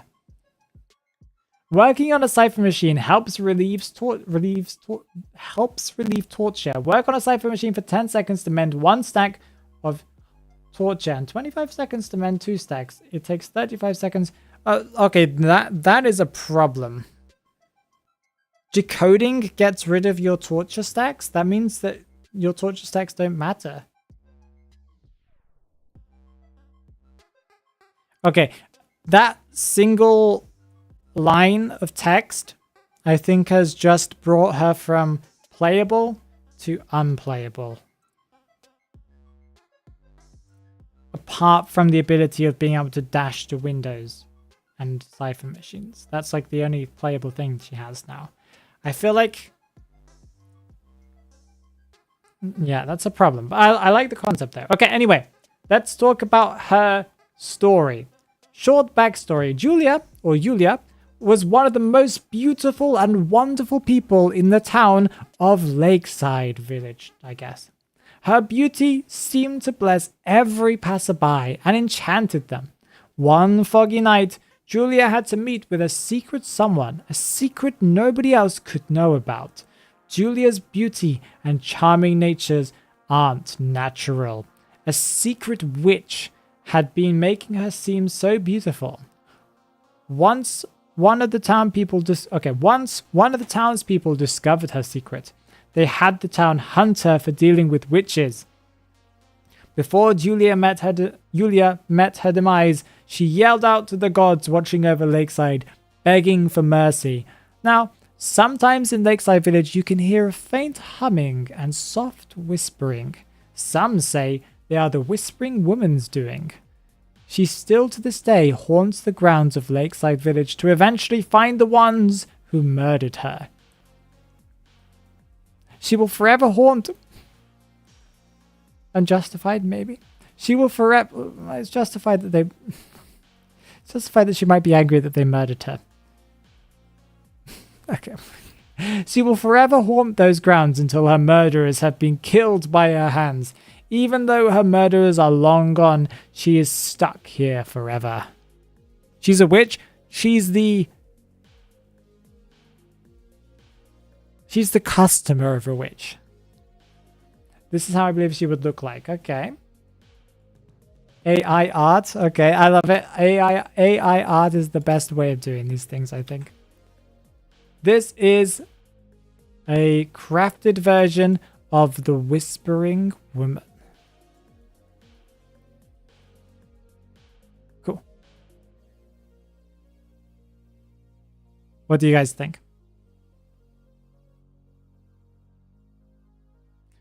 Girl boss, she is gorgeous. I think the whole blue concept is very cool. Having blue hair. Something we don't really see in IDV. Well, we do have like Naiad who's blue, right? But she looks kind of Naiad-like. She's like Bloody Queen and Naiad combined. And that's kind of cool. Start a poll. The Whispering Woman. Good. Meh. Okay. Get voting, guys. Hi, Ria. She's giving Greek goddess. Yeah, she does have that kind of a look. I agree. She really does. Okay, next up. I'm not sure how well we're doing. My throat's getting a little ha. We've done 3 hunter concepts, 2 survivors, so 2 more. It's not that my throat's getting scratchy. My throat is getting, like, tight. Hard to explain. Okay. Hunter concept by... Ili?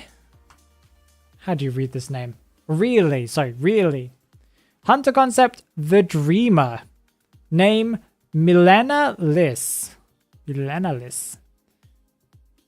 External traits. Drowsy zones. Drowsy zones have 2 forms. In each form, heavenly rest, and deathly slumber. They last a total of 5 seconds until dispersing, or until a survivor interacts with the zones and gains drowsiness. They are as big as Alva's electromagnetic field. Drowsy zones have to form and can be switched between the two with a 5-second cooldown.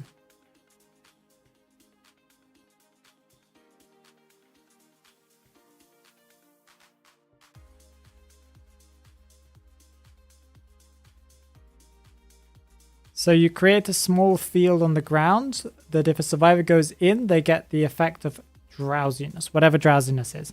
I don't understand the whole two-form thing. That doesn't seem explained here. But okay. Abilities. Wow. Thank you, AI. What's it called? Presentation for skipping all of the abilities. I will tell you guys the abilities. I think, unless I'm missing something. Abilities, Zero Presence, Heavenly Rest. So that was one of the two forms. When you close your eyes, your third eye opens. The dreamer can create drowsy zones in front of her. So her, okay. I guess I should have known because of the name. By channeling the powers from her third eye. Every time a survivor walks through a Heavenly Rest drowsy zone, they gain 50% heavenly drowsiness. Cool. If drowsiness reaches 100% heavenly... If drowsiness reaches 100 heavenly drowsiness, they are stunned for 3 seconds or until hit. So it's if they get hit twice by a heavenly rest zone, they get stunned for 3 seconds or until hit. Okay. If the drowsiness does not reach 100% or more in the first 15 seconds of it being inflicted, then it will start to wear off. The survivor will lose 5% drowsiness every second until the survivor is no longer afflicted. That's a cool way of balancing that. It has a 10-second cooldown, so you have 5 seconds to aim and not miss before the survivor starts to lose progress. And then even if it's 1 second off, you already have to use another one. So you would have to wait another 10 seconds. So okay, that gives a lot of counterplay to survivors. I think that's kind of cool. Thank you for subscribing, Tony Knight. I appreciate it. You can zoom in to have the stuff on the screen that you're reading. I could, but that would be a mess because I'm also scrolling up and down all the time here. So it wouldn't look very good on the stream. It would just be a constant mess of text, half shown, half not shown. Okay. First presence ability, 1000 presents. Lucky tarot pull. When getting your fortune read, we all hope we get a good one. With the ability to turn any tarot reading into a lucky fortune, the dreamer pulls 3 cards. These cards grant her a speed burst of 15% for 5 seconds. You're looking at a hot air balloon? Yeah, it's not much for you guys to look at, sadly. You guys are going to have to enjoy the hot air balloon, okay? These cards grant her a speed burst of 15% for 5 seconds. Each card grants this boost, allowing her for a total of 3 speed boosts. A match? The dreamer pulls 3 cards. These cards grant her a speed boost of 15% for 5 seconds. Each card grants this boost, allowing for a total of 3 speed boosts. The dreamer can only use her deck once per match, allowing for a maximum of 3 uses per match. So she can get a 15% movement speed for 5 seconds 3 times a match. That's not too good. And she has to wait 60 seconds to use it again. So she can use a speed boost, and then she has to wait 60 seconds to get a speed boost again. I feel like, shouldn't that be like an infinite thing? Because 15% movement speed for 5 seconds as your main ability, not too good, I think. But I get the idea. If it was happening more often, then okay. Final presence, deathly slumber. In the final moments, the gods speak with you. The dreamer awakens, creating another form of drowsy zone. This would be the deathly one. Yes? When a survivor accumulates a deathly slumber.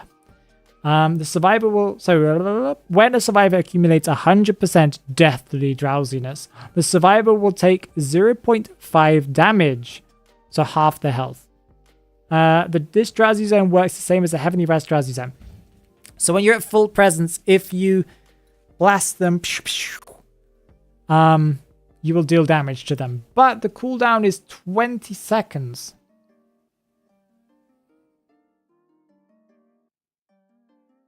So that means it's separate from her heavenly form then, because that wouldn't work mathematically. But okay, you guys ready for a picture? I think she's kind of cool. She's simple. I think she needs a buff. Netties, please buff this amazing dreamer. Whoa.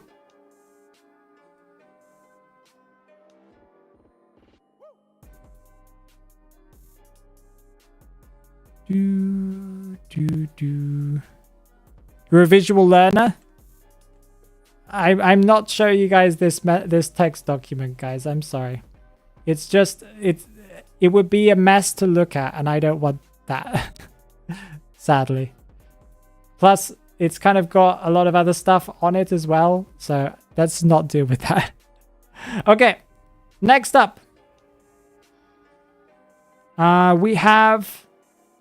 Okay, this one is more difficult to show. I think I'll just show it on the presentation because it's a picture. Memory? Is this who is it by? It doesn't say who it's by, but somehow the... Oh, no, it does. Okay. Concept memory by memory. It's like a whole page that just says Hunter concept by memory. Okay. What? Okay. Let's go out of this and paste this. This is... I was going to say that. I was worried that that wouldn't be high quality enough. Okay. That is the picture that I have. It's like a PDF within a PDF, sort of. Kaiser, the ballet dancer. His biggest dream is to become... His biggest dream... It's very small text. I'm sorry, guys. His biggest dream is to become a famed ballet dancer. He wants to make his mother, whose heart... What? Whose heart stopped way too early, proud. Okay. Okay. He will achieve what she sadly couldn't. He performed for a theater day and night. It all seemed to go well, but day after day, less and less people attended. The director only... Oh, 1 second. Yeah, 1 sec. Thank you, Mir. It's a little difficult to read. It's a little blurry, at least on your screen. But that's fine. As long as you can read it. Hopefully stream quality doesn't ruin the text for you guys. He performed for a theater day and night. It seemed to all go well, but day after day, less and less people attended. The director, only having money on his mind, sold Kaiser to a scientist. Kaiser. Sold Kaiser? Experiments were held to create a human being with strength imbued by animals. All other research subjects couldn't survive the pain and suffering, but Kaiser held on to the promise he made to his mother. But after enduring all the physical and mental torture, all that was left was a rabid beast thirsting for revenge. You guys can, if you're on YouTube, you can actually zoom in. You on mobile.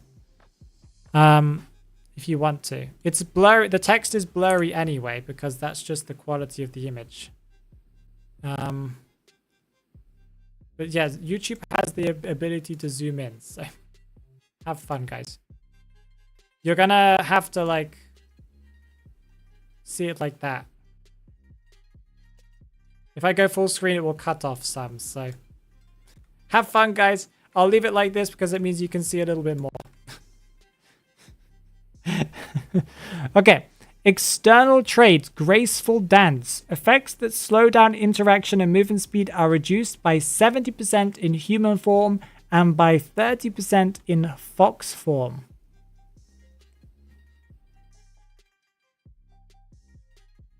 This is a survivor?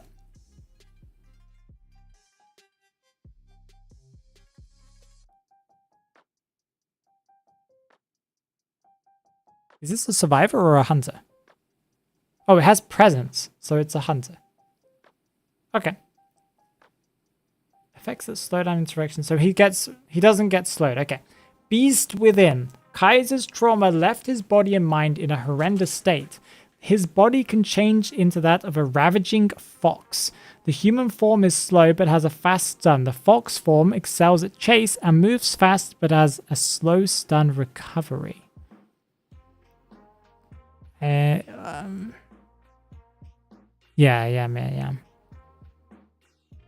I don't know why, but this concept isn't getting in my head.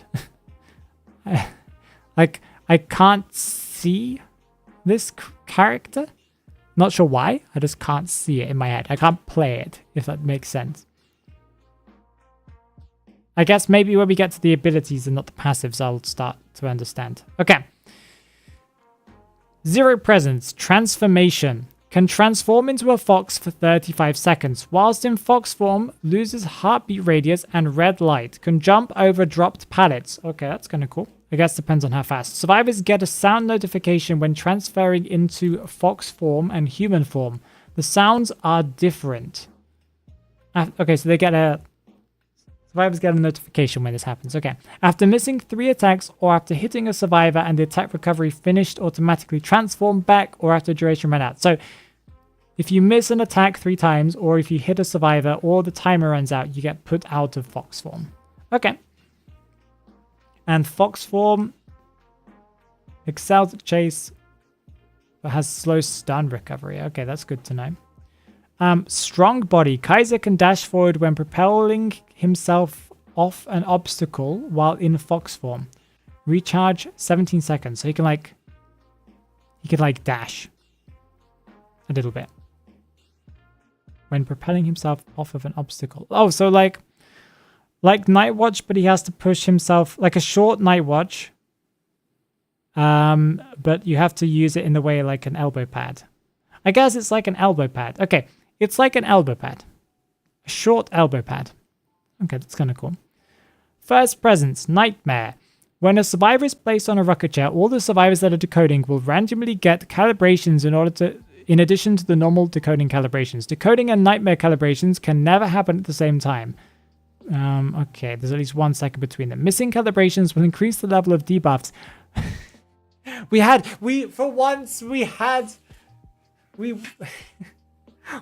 a concept that started off different than the other Hunter ones, but then we're going back to stacks, okay, guys? Stacks are important.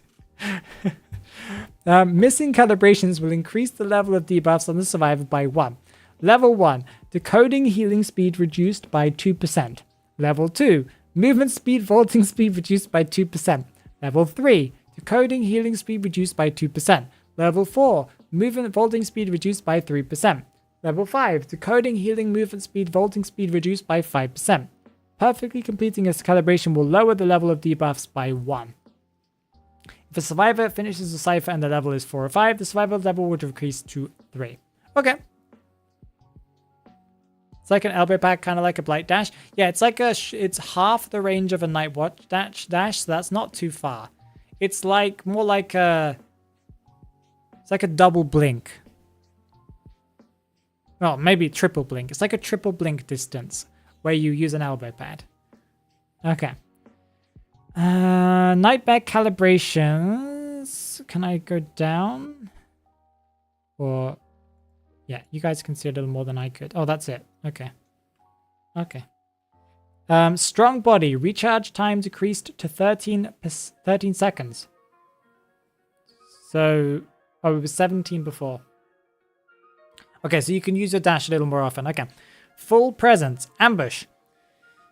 When activated in fox form, Kaiser gets a movement speed increase by 50% and all survivors on the field get heartbeat for 5 seconds. When activated in fox form, gets a movement speed increase. What does he do in human form?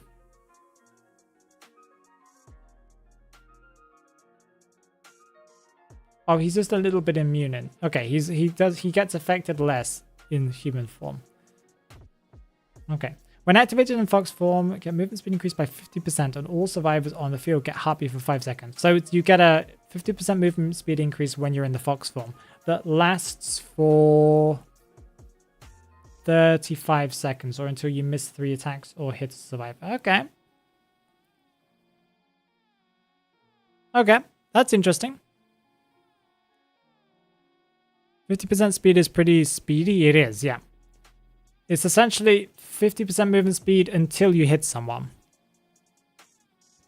That is cool, but then you don't have much to do afterwards because you have to wait 45 seconds after that. And your only other ability is a dash that you can use, a small dash that you can use. He feels a little underpowered. Even at full presence, that's cool. That's a good ability to have at full presence, but the thing he has before doesn't feel too OP. The stacking of missing calibrations might be good. I can't really tell. I also have a stat page. I can show it if you guys want to screenshot it, if you're interested. It's just a stat page. There you go. I'm not going to read through all the stats. But cool.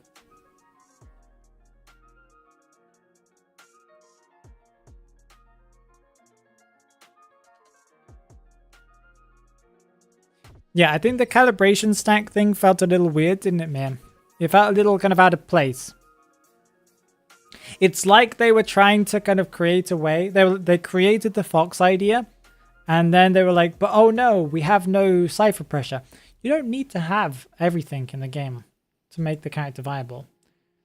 You just focus more on the chase. Make it so that occasionally the fox form can go through a wall because, oh no, it's not even it's not a spirit fox, is it? It's just a normal fox. Maybe in fox form you can smell the survivors so you can see them through walls whilst in fox form. Yeah, you can just see the closest survivor to you through walls. That's a cool chase passive ability thingy or something. I don't know. Anyway, that is cool. We do have an image here if you guys are interested in human form. It has like a mask or something. I think that's kind of cool. That is human form. And this is... nope, that's not what I just copied.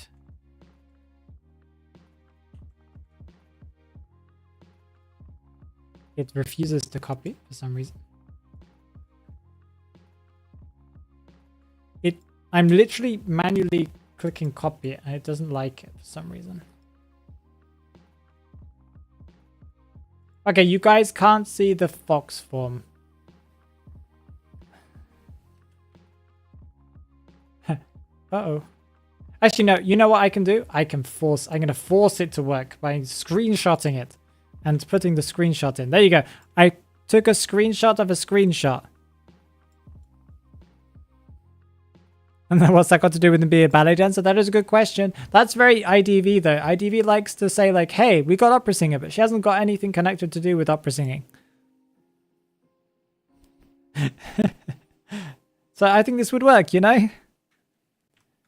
Okay, cool. That was a cool concept. And we have one more concept by Kalis, the one and only Kalis.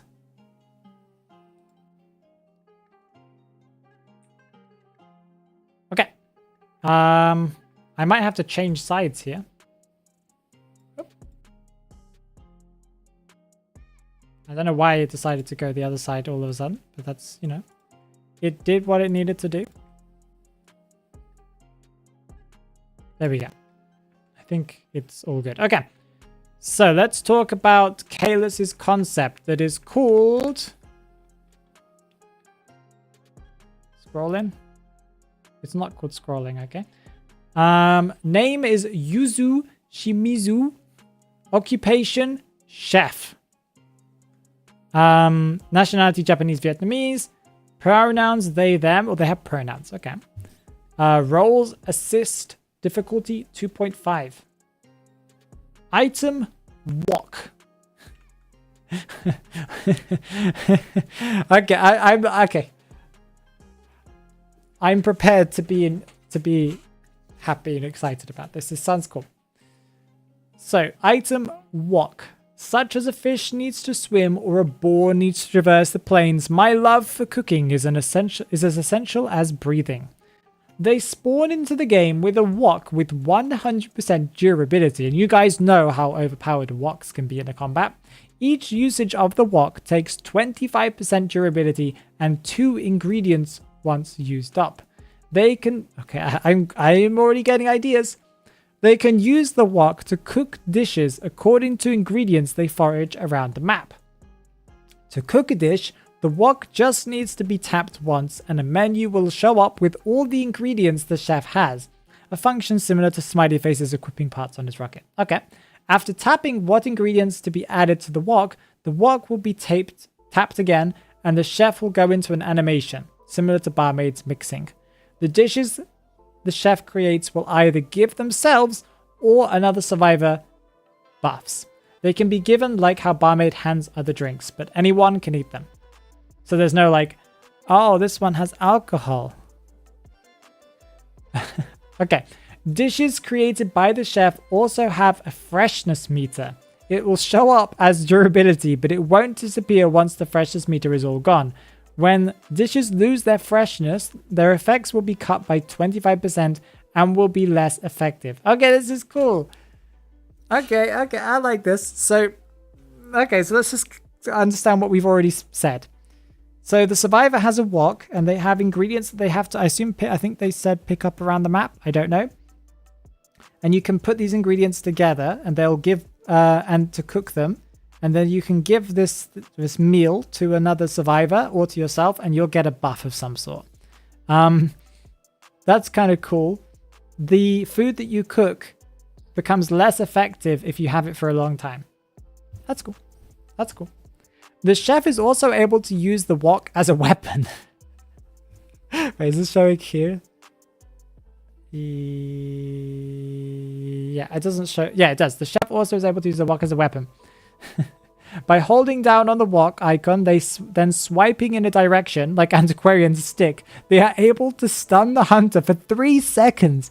Each stun takes up 50% durability, so you can only do it twice, and you don't actually get to cook at that point. So maybe not. It's like a panic ability. Kayla says, I imagine that hitting the hunter makes a metal pipe falling sound. Okay, I like that. Ha ha ha. I get that. That's quite funny. Wok cooking animation is 10 seconds. Wok cooldown 20 seconds when cooking, 10 seconds with each stun. Wok cooking usage 25%. Wok stun usage 50%. Freshness meter 120 seconds. 140 seconds for the chef. Okay. Dishes. So this is what... Okay, so this is important. What can the creations do? I think that's where what makes or breaks them, yes? It's a panic button. Yeah, exactly. It's a panic button there. It's just like bonk. Okay, so dishes. As an artist and a storyteller, my dishes will tell you the story of my people. Boar katsu. It's boar meat plus egg. We're not going very vegan here, so we'll deduct some points there. But okay. Creation limit 1. Might of the boar. When the user eats their dish, they will get the strength of the mighty boar. The next 2 stuns the user does, such as pallet stunning, curses, football, shock, rocket, will have increased duration. Plus 2 seconds. Okay, whoa. That's kind of cool. It's not OP, but it's cool. It's like something, it's like, hey, you got a little buff because of that. Okay. Okay. Next meal is, I'm not sure if it shows it here. It doesn't show you the next meal, but the next meal is kom chien, egg plus rice. Creation limit 2, so you can make 2 of these. Grace of the chicken. When the user eats their dish, they will get the carefulness of the graceful chicken. Not what I associate with the chicken. When the next they fall from a height, they will get a speed boost once landing on the ground, similar to female dancer's trait. Interactions with pallets or windows will have a 0 indicator and trails disappear faster. Interactions with pallets will have a 0 indicator? What? I don't know what that means. Falling, speed boost 25%. Speed boost duration 2 seconds. Okay, that's kind of cool. And trail disappearance speed 2 seconds. Okay, so it's like lightweight. Okay. Next meal that you can cook. So we've had bo katsu, kom chien, sashimi and rice. That is fish and rice. Creation limit is 2. Swiftness of the salmon. When the user eats this dish, they will get the speed of the swift salmon. Movement speed is increased by 10%. Okay, so it's just a little buff. I like it. Okay. Extra trait, filling. Given to either survivor or chef that eats it. It's a chef's duty to make sure that each dish is rich and filling. Due to the portion size of the dishes created by the chef, characters will only be able to eat a maximum of 2 dishes per match, and the second dish will take an extra 2 seconds to eat. Okay, I like that's kind of some balancing going on there. That makes some sense, I think. Maybe a bit unnecessary, but fair enough. It definitely kind of feels like a game balancey thing that could be adjusted if he's too strong or too weak. Skill, foraging. A master chef must be able to work...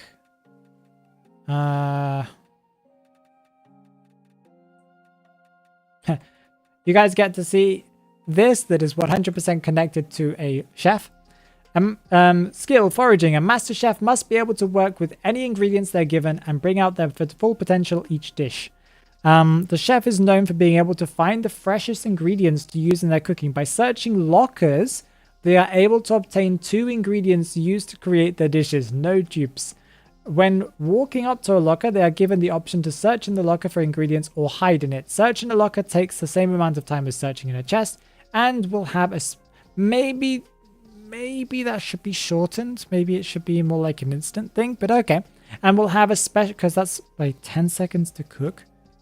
Plus opening a locker is a long time. Okay.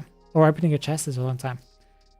Okay. The lockers that have been searched will have their doors open. Lockers that have been searched in will have a cooldown until the next time they are searched inside the locker. Then the doors of the locker will be closed, indicating it's alright to be searched in again. Hey, okay, that's cool. It gives a use for lockers. Yeah, finally. Kalis, thank you for giving use to lockers. This is a fun concept. Even though a chef has searched in a locker, it doesn't mean that survivors in the chef... Oh, they can hide. So you can hide in lockers. It's just an indicator. Okay. Maybe instead of having the locker doors open and close, you could just have steam kind of rising from the lockers to indicate when, like, steam comes out whenever there's food inside. Or like a smell, you know, like it looks like it smells of ingredients. That would be kind of cool.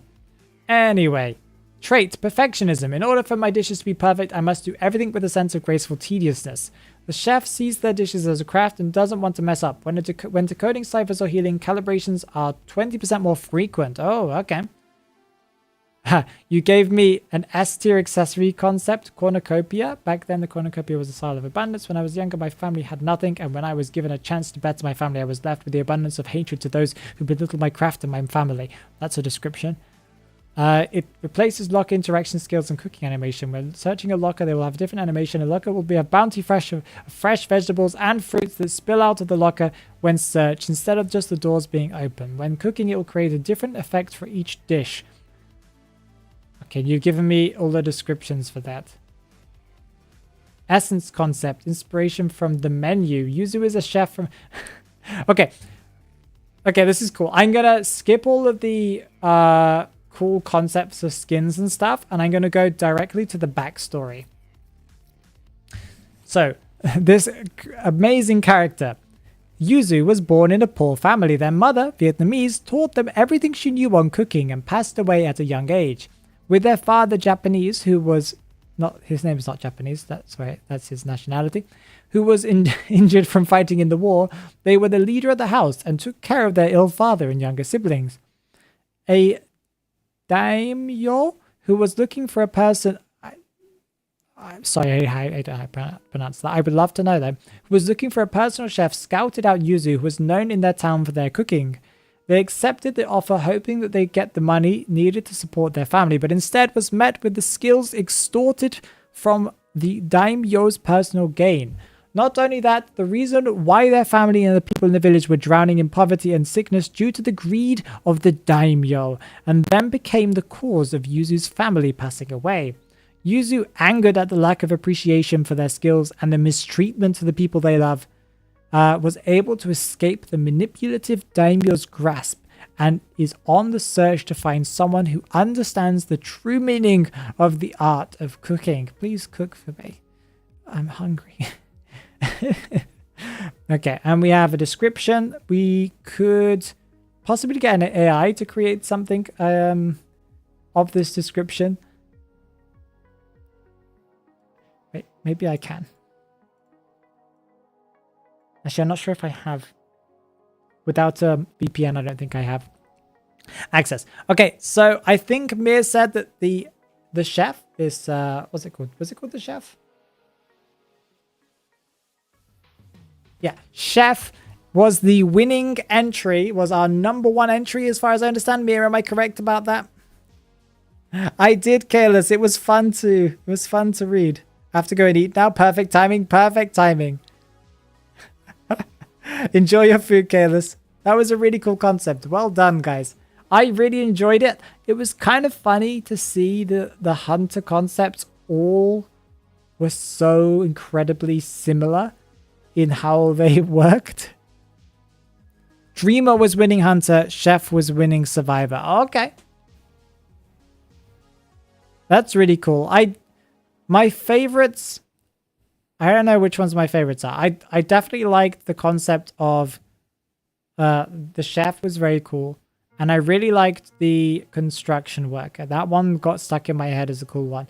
I also liked the after image hunter. Is it after effects, after image? Possibly because that was the first one and that's why it got stuck in my head so much. But I liked the idea and thought it could be changed to be viable. But yeah, well done, guys. I hope that you guys enjoyed the chaos that this stream was. My throat is exhausted. But yeah, if you're not part of the Discord server, make sure that you join it right away. Because we will be doing some 5v5 later. I need to eat and give my voice a little bit of a rest.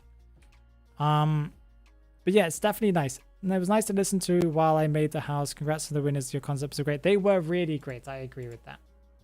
But yeah, make sure you guys join the Discord server. We'll be doing 5v5 in one of the stream VCs, or the VCs over there in about an hour's time. If you guys want to join to watch or to play, it's completely fine. You don't need to play, and you don't even need to have your microphone on if you don't want to. You can just sit there silently using our TTS bot. Who are we going to raid? That is the best question and the only question that I have right now. There are some Russian streamers. Some Spanish streamers. I see Shad is streaming as well. It's a possibility. I see Sampling is streaming. A Subathon. Are they even playing IDV?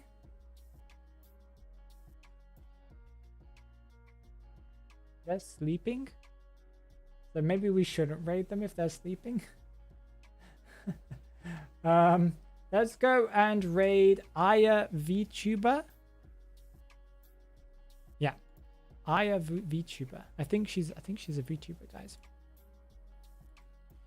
Aya VTuber EN. See you guys on the server later. Are you going live again? We'll be going, well, I'll be live on YouTube and Twitch next Thursday, but I will be in the VC in about an hour's time in the Discord server. So Imathex, make sure you go over there straight away. Till next Thursday, guys. Bye bye, bye bye, bye bye, bye bye, bye bye, bye bye.